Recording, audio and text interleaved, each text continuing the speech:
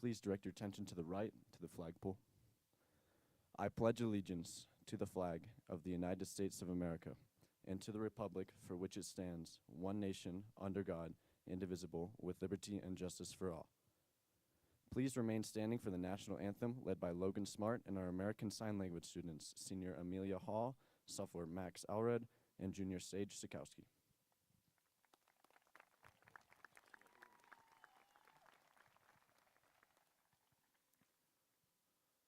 Oh, say, can you see by the dawn's early light what so proudly we hailed at the twilight's last gleaming, whose broad stripes and bright stars through the perilous fight o'er the ramparts we watched were so gallantly streaming, and the rocket's red glare, the bombs bursting in air, gave proof through the night that our flag was still there.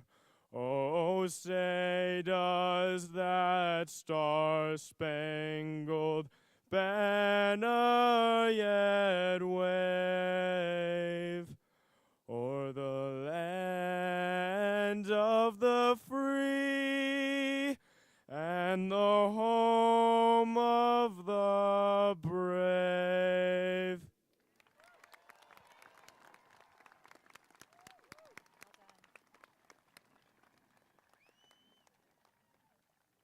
Now please be seated, and welcome to the stage, Miss Lynn-Ann Kovaleski, Executive Director.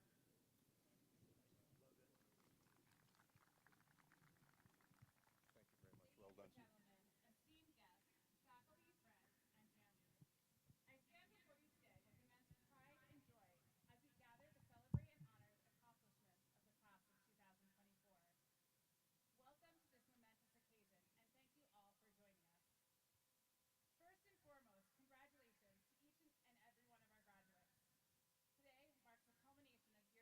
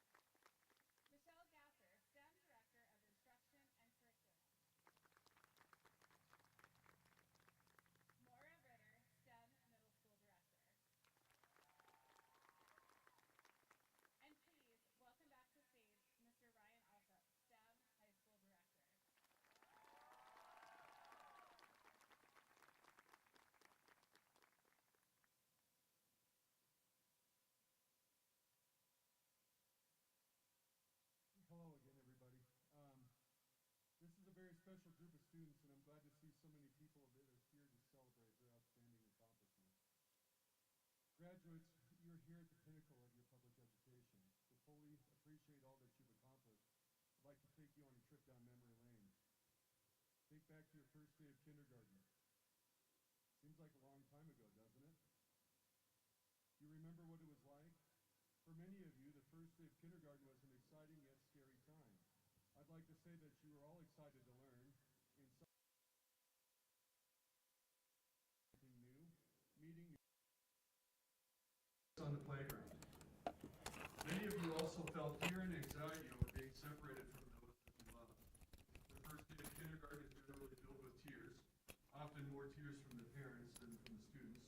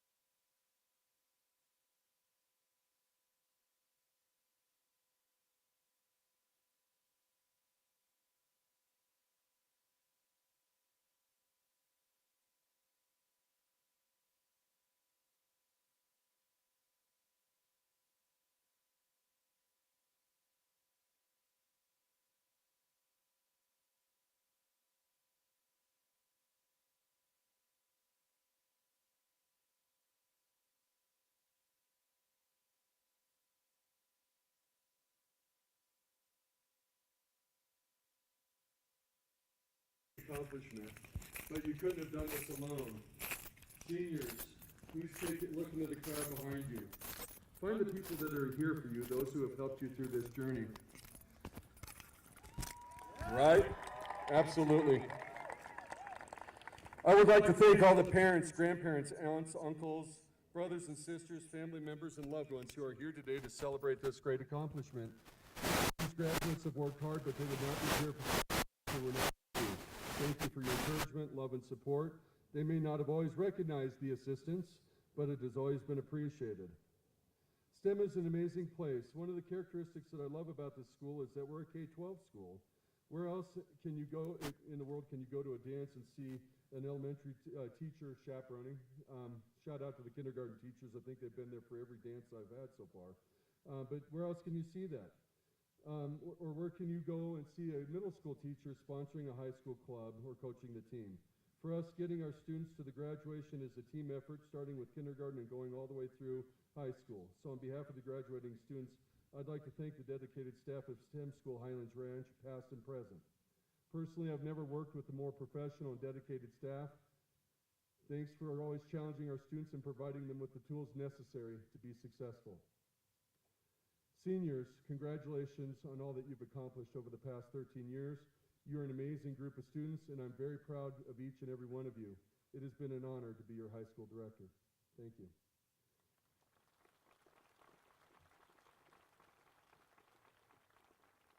Okay, so as you can see, many of our students have earned academic awards. So I'm going to go through and tell you what each one of those are. So the STEM Character Award is represented by a blue, gold, and white cord. The department recognitions are green cords. The Distinguished Student Athlete maroon cord. An Art Honor Society has a rainbow cord. English Honor Society blue and yellow cord.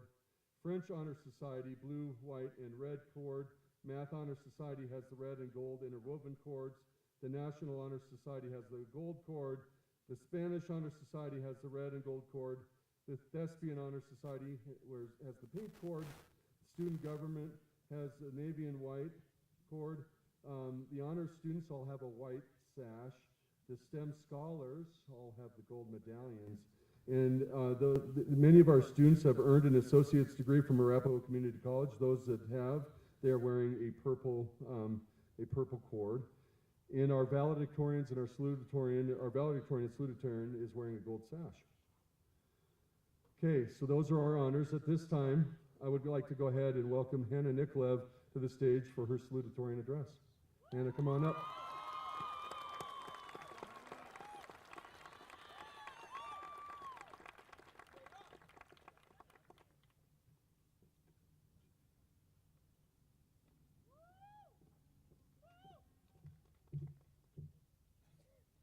morning, STEM families, faculty, and the class of 2024. For most, today is any other Monday. But if this were any other Monday, my friends and I would be in the Chick-fil-A drive-thru because calculus at 8 a.m. is less bad with a box of chicken minis. Instead, our minis sit in the car waiting as we all prepare to embark on the next step of our lives. Soon, for many of us for the first time in 8 years, we will no longer be STEM students. With all its trials and tribulations, I hope we have grown fond of STEM's uniqueness. From the green and orange hallways to the constant battle for Wi-Fi, whether you came to STEM as a 5th grader or just this year, at some point you lived the STEM experience, for better or for worse. I know many of us can't wait, whether it was until we would finally get a playground, or maybe until finals were over, or maybe until you walk this stage. But before we throw ourselves into whatever comes next, I want to invite you just for a few moments to look back on the memories we have made as a class. Maybe it was Miss Marshall's bookshelves or Mr. Nelson's Superman memorabilia that colored your first impression of STEM. Regardless, whether your group chose a tennis racket or cardboard, the 5th grade PBL had one universal conclusion: a promising start, quickly followed by a face full of snow as we fell one by one. Maybe that was the start of the long and treacherous feud with problem-based learning familiar to so many of us. Maybe it was experiencing the Industrial Revolution firsthand in 6th grade social studies through impeccable method acting. A quick shout out to Miss Alfaro, whose lesson I still think about in every history class I've taken since. Or maybe your personal PBL was proving your ability to color match butterflies to a tropical background in science class. From searching for the perfect colored pencil to cutting apart Ziploc bags, I can confidently say the butterflies made in 7th grade science would impress Darwin himself. Maybe your most vivid memory comes from the remarkable series of events that we witnessed during our year's Kansas City trip. At least the 8-hour drive home wasn't quiet. Or maybe it was the way our delayed start virtual days quickly became our new normals. Although none of our years at STEM have been typical, freshman year was certainly no exception. As we became intimately familiar with checking that our cameras were off and that our mics were muted, much of that year was spent in silent breakout rooms. To Mr. Schnocky, who managed to teach biology lectures at 8 in the morning to nothing but profile pictures, I commend you. Maybe it was sophomore year that you met these people in person for the very first time. A monumental year that marked perhaps the most intense physical race STEM students will ever run, the taste of off-campus freedom. What we lacked in licenses, we made up for in determination to make it back to world history, Starbucks in hand, before the 30-minute period expired. Or maybe it was junior year, marked by one pivotal change for many of us. Whether you got your license or relied on your friends, thank you, Maddie and Sophia. For many, this newfound freedom came at the cost of our morning attendance. Miss Graham, please consider this apology from all of second period AP Lit. Regardless of when you found your place in this storyline, at some point you, or someone else, made the decision to choose STEM. Whatever your reasons to come, or potentially more convoluted your reasons to stay, at some point in the past 8 years, you became a member of this community. And now, at the end of those seemingly endless years, the end is in sight. Maybe as you sit here, anxiously waiting to finally graduate high school, you find yourself remembering that moment you first felt at home in this place, realizing just how long you have spent with these people. Soon, after years of threatening to drop out, we can confidently say we didn't, diploma in hand. None of us have come to this point without the support of the people around us. Thank you to my family for their unwavering support, even when it meant coming to see the Nutcracker yearly for over a decade. And thank you to the incredible teachers and faculty who have helped me and every other student attempt to understand what they are doing, in class or in life. And lastly, thank you to the strangers who would come to become my second family. I won't stand here and claim to know all the answers, or any for that matter. After all, I'm still trying to recover from some of the problems I barely learned. But I do hope that these quick stories remind you of the experiences we have shared, the memories we have made, and the people we have met. Before we get kicked by the next school graduating, I hope you take a moment to experience the things you couldn't wait for. There will always be future hopes and goals and milestones to look forward to, but please, don't forget to look around. Whatever your next steps may be, possibly towards lunch, find comfort in not knowing what to do next, and do it anyway. STEM class of 2024, thank you for making the past 8 years nothing short of memorable. To truly solidify this as a graduation speech, it only feels appropriate to end with a quote I frequently refer to when taking things a bit too seriously. In the words of profound philosopher Mr. Gillette, who taught me to take every exam with a blue pen, what's life without a little whimsy? Thank you.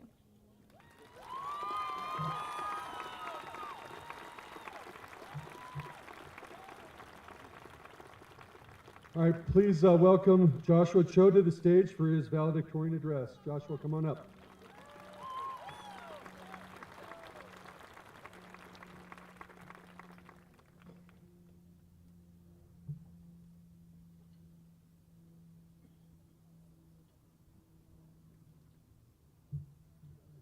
Thank you. Hello, everyone. I'm Joshua Cho, and as a freshman isolated in my room during COVID-19, I would have never imagined giving a speech in front of you all today. I'm deeply honored to be the valedictorian of our class, and I want to thank the parents, staff, teachers, and friends who've all helped us on our helped us through our high school journey and brought us to the finish line. A special thank you to all of my mentors and counselors for taking the time to help me every time I stop by your offices. I greatly appreciate it. I'm especially grateful to my mom, dad, and brother. They're my biggest inspirations, and I couldn't have gotten here without them. Class, you are all the most resilient people I know. We've survived through COVID, college applications, and Schoology.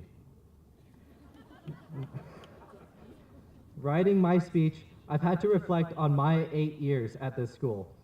For as much banter as we give STEM, I've genuinely had so much fun during my time here. Writing my I joined STEM in 5th grade, and I was towered by all these middle and high schoolers at the beginning of my journey here. Looks like nothing's changed. I know we're a STEM school, but we don't come short of performing in the arts. The theater and STEM's Got Talent performances are wonderful to witness, and also a shout out to Mr. Smith's AP Art class.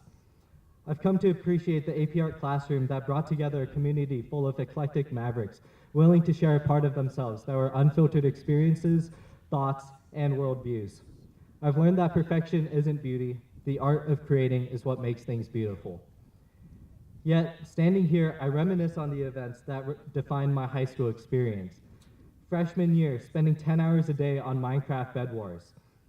Sophomore year, witnessing my very first Powder Puff performance, which was certainly not what I was expecting. Junior year, the friendships I made in Mr. Tritchler's classroom. Finally, senior year, every fiber of my being regretted the hot tub challenge at TSA State. Plus, I can't hate on the sports department either. Personally, I've had a lot of fun playing real sports, like golf.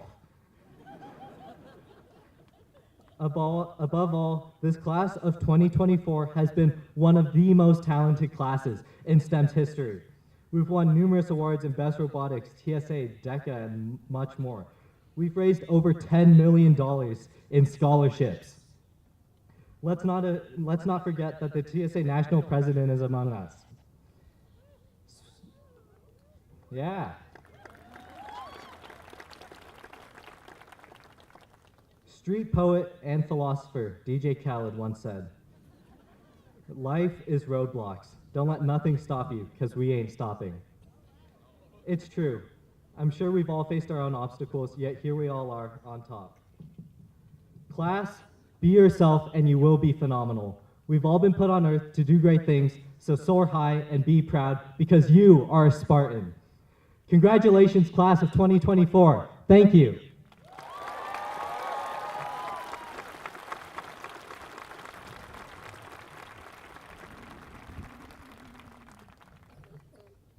Okay, so for our keynote speaker this year, our seniors voted for one faculty member that had a profound impact on their educational experience here at STEM for their keynote speech. So please, it is my honor and privilege to welcome Susan Graham. Please give her a warm welcome. Susan, come on up.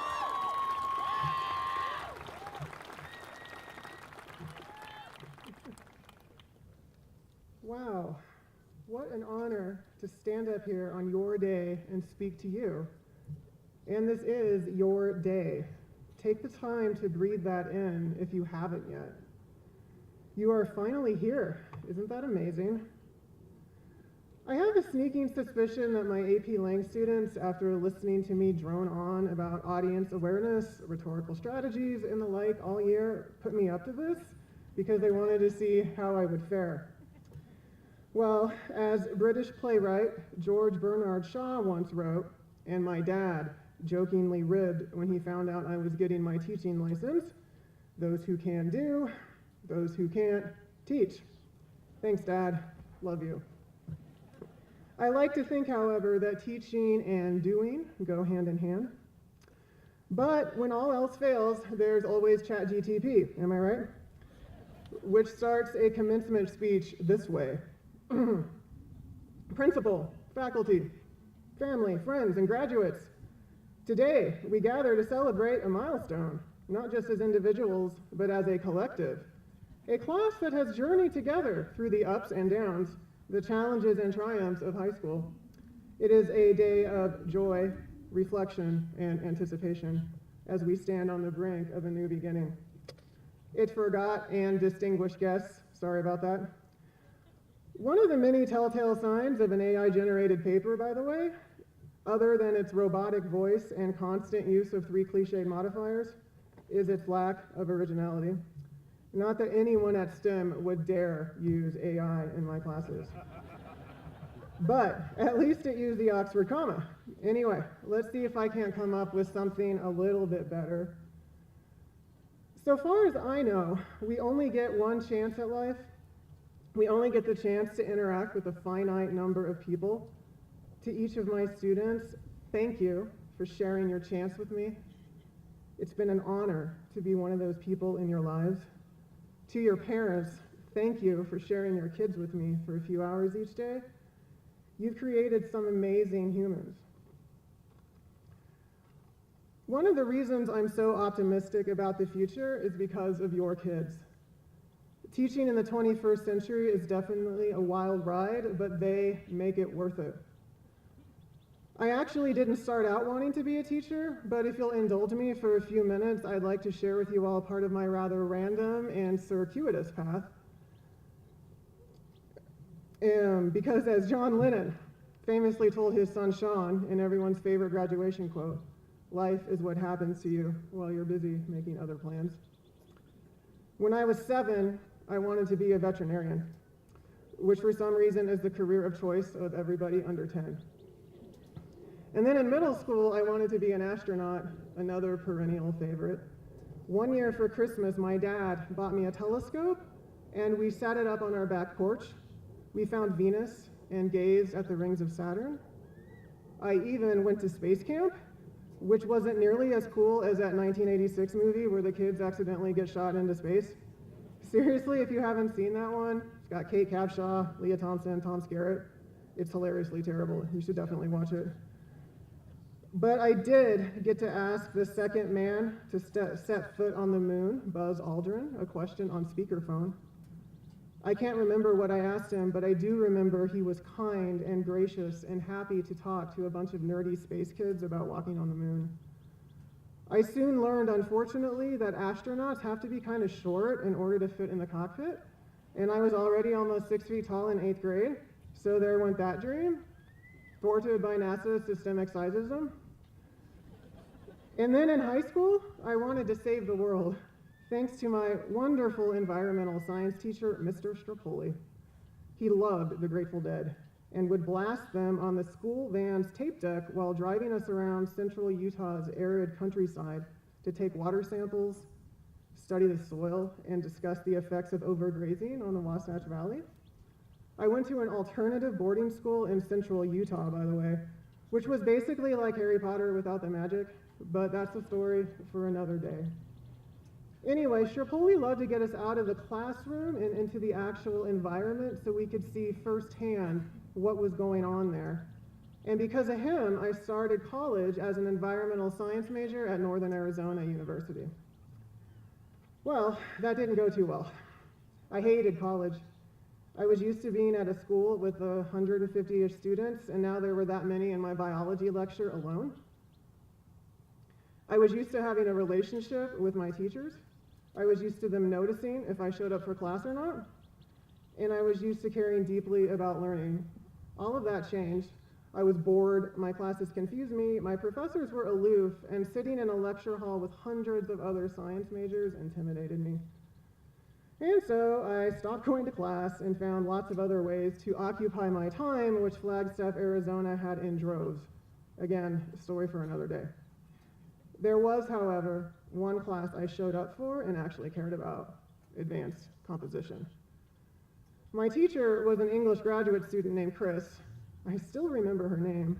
And it wasn't so much that her class was easy as taking it was like realizing I'd been using my left hand my whole life when I should have been using my right. I always excelled in my English classes. As a child, I was a voracious reader. When I got in trouble, my parents would take my books away, which was the worst punishment they could possibly mete out. I used to read under the covers with a flashlight when I was supposed to be sleeping, and I also loved to write. I rewrote the ends of books if I didn't like how things turned out. I filled up an entire spiral notebook with my first attempt at a novel in 8th grade. Did most of my writing during math class, if memory serves, which perhaps has more to do with the reason I'm not flying space shuttles than my height ever did. But I didn't actually think that my aptitude for reading and writing meant anything. For me, English class was just easy. I mean, we read books and write about them. How hard is that? Seemed a rather silly thing to take classes on, but thanks to Chris, I learned that people actually went to college to study literature, and that sounded fun. I mean, if I had to be at college, and at my house in 1995, going to college wasn't optional, then why not take classes that came easy to me? So I switched majors and colleges, and that, as they say, is that. Except that it wasn't really that, because while my parents were thrilled that I had managed to not totally flunk out of college, they desperately wanted to know what I planned to do with an English degree. And honestly, I had no idea. What does one do with an English degree? Seriously, what does one do with an English degree? Let me know if you ever find out. I imagine myself sitting on a street corner with a sign reading, "Will analyze literature for food." What could I do? Well, I could be a writer. I could be a professor. I suppose I could write copy for some soulless corporation or be an editor. But even if I managed to pull off any of those career paths, the larger question still loomed over my head. What purpose does studying literature even serve? Well, I mean, aside from giving one the ability to annoy your family at dinner by explaining how Toy Story 3 is really a commentary on the tensions between libertarian and socialist power dynamics, it really is, no kidding. And this brings me to my larger point and what I really want to talk to you about today. Why study anything? My daughter asked me this very question about her Algebra 2 class last week. When am I ever going to use this? I tried explaining to her what my favorite physicist, Brian Cox, says, that we are the universe made conscious of itself, and mathematics is its language. But her eyes started to glaze over. So again, I ask, why study anything at all? I mean, ChatGPT can write all your papers. I'm pretty sure that AI can solve algebraic equations and translate Spanish. It can even create a cover of Johnny Cash singing Taylor Swift's Blank Space. Clearly, our work here as humans is done. So what is the point? Many public intellectuals have declared that we are all suffering from a crisis of meaning. As trust in our institutions crumbles, our leaders fail to solve our pressing economic, environmental, and social problems, and we all become more and more isolated and politically polarized in our atomized, individualized realities. You are probably all looking around at this world and wondering, what do I do now? Or more precisely, what is the point of doing anything at all? Well, Albert Camus, as those of you that took my college lit class might remember, in his famous work, The Myth of Sisyphus, offers one answer. In Greek mythology, Sisyphus was the king of what would be known as Corinth. He was known for his trickery and love of power. He murdered travelers and guests who stayed at his palace, delighting in their suffering. Apparently, he thought, like Machiavelli, remember him, that it was better to establish authority through fear rather than love. He also attempted to cheat death, personified in the deity of Thanatos, by trapping him in his own chains. As long as Thanatos remained trapped, no one on earth died. So as for both trying to cheat death and violating the tenets of sacred hospitality, that Zeus punished Sisyphus by forcing him to roll a boulder up a mountain for all eternity. As soon as he almost reached the summit, the boulder rolled back down the mountainside and he had to start all over again. Rather an apt metaphor for teaching, I would say. Now, Camus tells us at the end of his famous essay that we have to imagine Sisyphus happy. We have to imagine him loving the struggle, loving its futility. And that is the first point. Learn to love the struggle, because it's in the struggle and its deceptively apparent futility that meaning is found. Outsourcing our thinking, our creativity, our productivity to AI will not make us happy. It won't make you happy. If you spend your life avoiding failure, avoiding pain, avoiding work, taking the easy path, I promise you, you will remain unsatisfied. But Camus misses the larger point, something that other famous 20th century philosopher, Bob Dylan, expresses in one of my favorite songs, Buckets of Rain. Life is sad. Life is a bust. All you can do is do what you must. You do what you must do, and you do it well. I do it for you. Honey baby, can't you tell? Learning to love the struggle is much easier if you have someone to struggle with and to struggle for. Remember that Sisyphus was punished for violating sacred hospitality, which essentially is violating the connections that bind human beings together. We were not meant to be alone, isolated, disconnected. If COVID taught me anything, it taught me that. We need each other, and not just random others. So get out there with the three-dimensional people, make connections, form families, build communities. Remember that it was a sin to violate the rules of sacred hospitality because you never knew who might be a god in disguise. Everyone you meet. And that includes, by the way, people with different beliefs, backgrounds, opinions, ideologies. Everyone, including you, is a manifestation of divinity, and you should treat them accordingly. So let me wrap up by saying once again, thank you. Thank you for being one of my boulders. I love getting up every day and trying to figure out new ways to keep you awake when I'm attempting to explain why Shakespeare really does still matter and why Ray Bradbury actually was a 20th century prophet. He did predict the robot dog, by the way. And why the pen truly is mightier than the sword. And a special shout out to those of you who sat in the back of my class and, as another of my favorite writers, Sherman Alexie, put it, ignored me with theatrical precision. You made the struggle even more fun. So find your boulders and lean into them. Find your people and learn how to serve them. Because in the end, as the four wise men, also known as the Beatles, said, all you need is love. I'll let ChatGTP take it from here. Today, we don't just close a chapter, we begin a new one. Our story is still being written, and each one of us holds the pen. Let's write a story that we'll be proud to tell, one filled with courage, kindness, and perseverance. In the words of Dr. Seuss, you have brains in your head, you have feet in your shoes, you can steer yourself any direction you choose. Congratulations, class of 2024. Here's to the future, a blank canvas awaiting your unique and vibrant strokes. Not too bad for a robot. Thank you.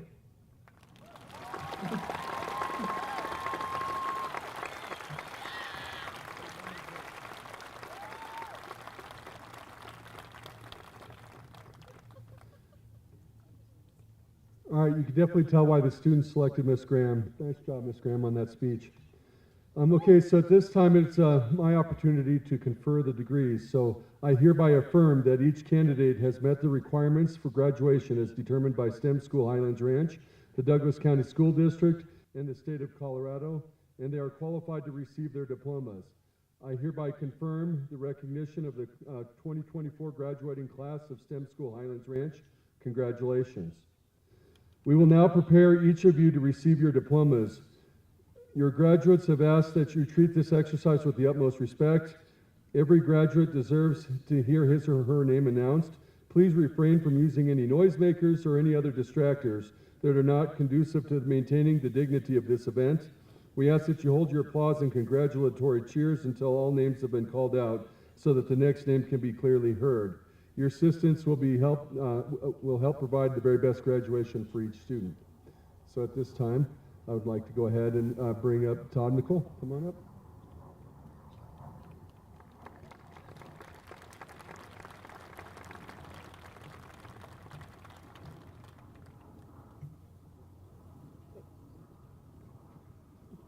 Graduates, when your name is called, please come forth to pick up your diploma. Amrit Ahuja, University of Colorado, Boulder. Liam Allen, Colorado State University, Pueblo. Shane Allen, Arapahoe Community College. Caro Annandale, Colorado School of Mines. Kennedy Arnold, the GenPro program at Genesis Studios in LA. Ethan Bowen, South Dakota School of Mines and Technology. Luke Brafort, Stevens Institute of Technology. Elijah Bruner, Colorado School of Mines. Rebecca Bukowski, Red Rocks Community College. Kelsey Campos Medeni. Rebecca Capshaw, Colorado School of Mines. Blake Carver Adams, University of Colorado Boulder. Jay Casados, Metropolitan State University of Denver. Timothy Kawa, Nova Southeastern University. Sua Cha, University of Colorado, Boulder. Tammy Lynn Chang, University of Colorado, Denver. Chris Chowda, University of California, Irvine. Joshua Cho, University of Virginia.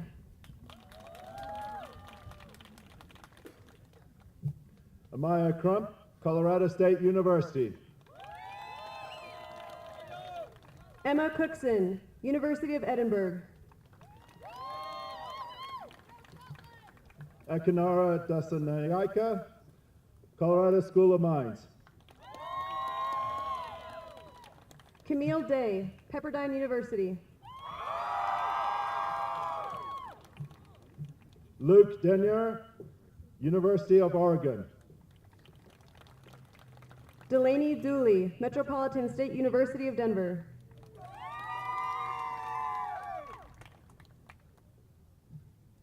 Caleb Dick, Colorado School of Mines. Dominic Dangara. Mac Dozer, Kansas State University. Kada Egloff, Colorado State University. Jacob Eitman, University of Colorado, Denver.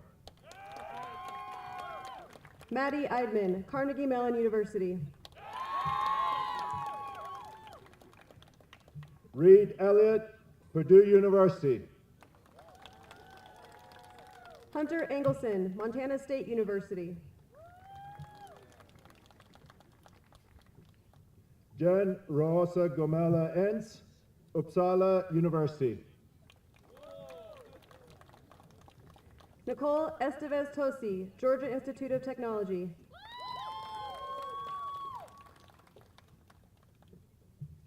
Adam Itashvini, Colorado School of Mines. Jacob Finkenbinder, starting up a small business.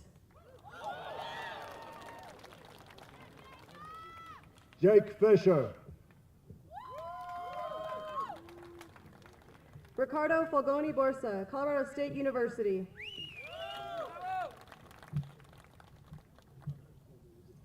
Jenny Guru, University of Colorado, Boulder. Henry Gaz, University of Colorado, Colorado Springs.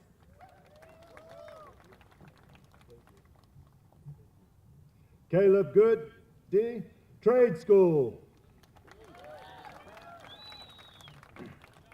You've got this, Caleb. Amelia Hall, Michigan State University. Andrew Hathaway, United States Air Force Academy. Alexandra Henyon, entering the workforce.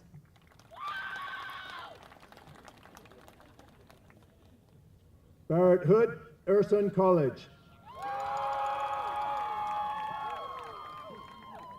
Abigail Hellinger, Creighton University. Evan Hunt, University of Colorado, Boulder. Hunter Irish, University of Colorado Boulder. Richard Jackson, University of Colorado, Denver. Ronald Gospel Jangham, University of Colorado Boulder. Kyla Johnson, Idaho State University. Samantha Jones Albers, Johnson Bethel College of Nursing and Health Sciences at University of Colorado, Colorado Springs.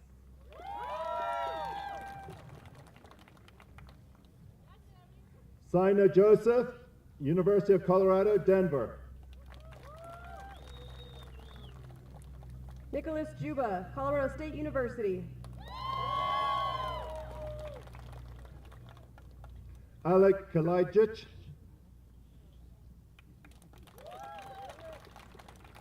Noah Kanger, joining the military, U.S. Air Force. Liam Kerrigan, Colorado School of Mines. Mia Ketter, University of Colorado, Denver. Lilia Kaloff, University of Colorado, Denver. James Kiefer. Jordan Kelly, Hope College. Shoshana Kirkland, University of Colorado, Denver. Shavam Cool. Samuel Kraus, Colorado State University, Pueblo. Prithvi Krishna, University of Colorado, Boulder. Will Laurie, Gap Year. Alexander Lawrence, Arapahoe Community College. Junie Lee, University of Colorado, Boulder. Ryan Litke, Colorado School of Mines. Zachary Lowe, Colorado State University, Pueblo. Tejas Luthra, Nova Southeastern University. Sophia Marks. David Marquez, University of Colorado, Boulder. Lucas Matson, Colorado State University. Julia McAllister, Colorado State University. Paige McHenry, Illinois Institute of Technology. Sean Mykrantz, Arapahoe Community College. Nick Miller, Arapahoe Community College. Jace Moon, Arapahoe Community College. Dylan Moran, Colorado State University. Tyler Monroe, University of Utah. Jeremy Nam, University of Colorado Boulder. Zella Nason, Colorado State University. Gabriel Neal, University of Colorado Denver. Spencer Noix, Colorado School of Mines. Mihai Nikora, Colorado School of Mines. Hannah Nikolaev, University of Washington. Gabriel Onstead, University of Colorado Boulder Engineering. Chloe Pacheco, Arizona State University. Rachel Pacheco, Creighton University. Ashan Palaj, University of Colorado Boulder. Anthony Pearl, Colorado State University in Fort Collins. Luke Pauka, Northwestern University. Cafe Picon, University of Colorado Boulder Mechanical Engineering. David Plum, University of Colorado Boulder. Joshua Pulford, entering the workforce. Omar Raheen, Lehigh University. Nikita Rain, Colorado State University. Esther Reed, Baylor University. Alexander Rogers, Colorado School of Mines. Annabelle Sangajev, University of Denver. Shreya Santosh, University of Colorado Boulder. Emma Savalainen, the American College of the Building Arts. Quinn Shutter, Arapahoe Community College. Logan Smart, University of Colorado Boulder. Zoe Smart, Metropolitan State University of Denver. Emily Sparks, Purdue University. Chris Steins, Purdue University. Carly Supli, Colorado State University. Shakti Tarini, the University of California, Irvine. Liam Tice, Colorado School of Mines. Evan Waselko, Colorado State University. Matthew Wilner, University of Arizona. Kylan Winslet, Purdue University. Haley Young, University of Colorado Boulder. Aiden Zhang. Sean Zipfel, University of Colorado, Colorado Springs.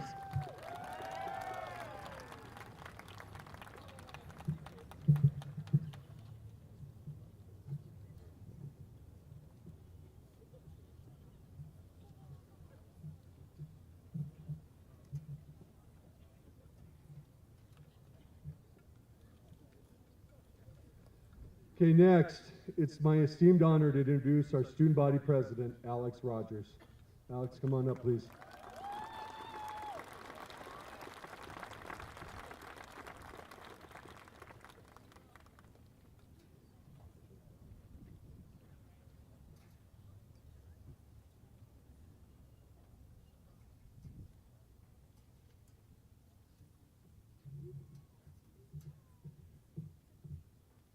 All right, while we're waiting, I'm going to put Alex on the spot here real quick. Over my course of my career, I've had the opportunity working with a lot of student body presidents, and Alex has done an exceptional job this year. But for those of you that don't know, Alex actually took over the role at semester and also had the unique opportunity to also take on a new student government sponsor on the adult side. So it took a lot of leadership from our student body, and Alex did a fantastic job as we transitioned, multiple transitions in the year that you don't usually see. So Alex, from the bottom of my heart, I want to thank you, and I'm really proud of you. So. Hold on.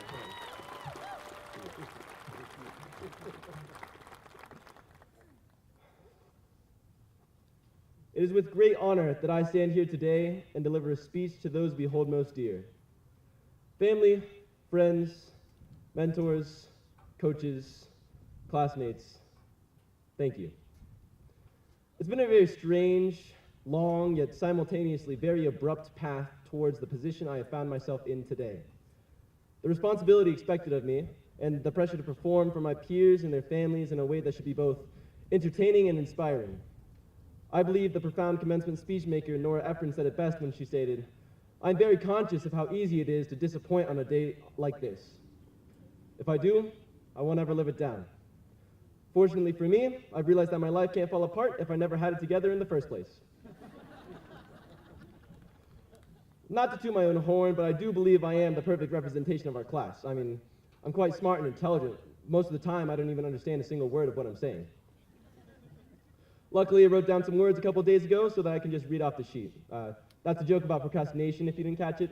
I had another one, but I haven't gotten to it yet. Looking back, we have been through a lot. I do mean we, as faculty, staff, parents, students, and specifically our class. We've been through our fair share of drama, trauma, disease, and PCs, especially us in CEH. We face more than a lot of scrutiny from other schools. Every time I get to know someone new in the area, we find out about each other's schools and they say, "Oh, it's such a shame what happened to your school back then." That was 5 years ago. I know that I haven't fully healed even over that time. It still hurts to think about it too much sometimes. They still feel bad for us. They find us both academically genius and mentally undone. To many, we're crippled. People wince that word, crippled, to describe a mental state we as a class and as a school have crawled away from and grown because of. Unfortunate, damaged maybe, but far from weak. As the great essayist Nancy Mayers puts it best, I want them to wince. I want them to see us as a tough customer, one to whom the fates/gods/viruses have not been kind, but who can face the brutal truth of our existence squarely. As a cripple, we swagger. We've swaggered through every AP exam, and we've swaggered through all of those mandated tests. We've swaggered through our admittedly shallow budgets and made some extraordinary performances, dances, wish weeks, STEM fests, and more importantly, people. We've swaggered through Mamma Mia, and for that matter, every show we've tried since, even if we don't think so. We've swaggered through our sports, if not in record, then by spirit. We've swaggered through prom every year, and thanks to the PTO out there, and awesome after prom too. We are consistently 20 to 30 points above other Douglas County schools in our tests. Out of 17 other Douglas County schools, all of whom with a high school enrollment count of at least double, if not triple or quadruple the amount of high school students we have, STEM ranks number 1.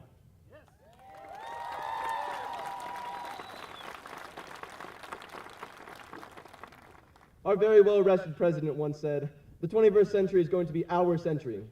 We lead not only by the example of our power, but by the power of our example." I am proud to be a STEM student. I am a STEM student, senior, and Spartan.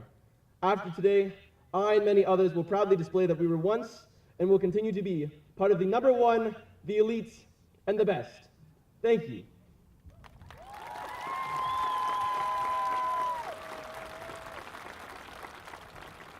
'24 graduates, please move your tassels from the right side to the left side to signify your completion of graduation requirements.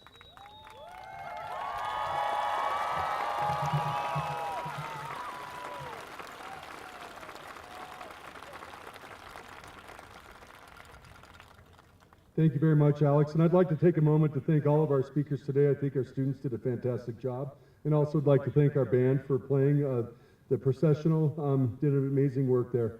As we close the ceremony today, please make sure, students, as I mentioned in our many times, to pick up your diplomas on the other side. Additionally, other graduation ceremonies will be held here after ours today, so we need to make sure that we're cleared out by 11:45, so we have 45 minutes. Parents, once we end here, you're welcome to come on down and take some pictures. Ladies and gentlemen, I present to you the STEM High School class of 2024. Congratulations. You are all dismissed.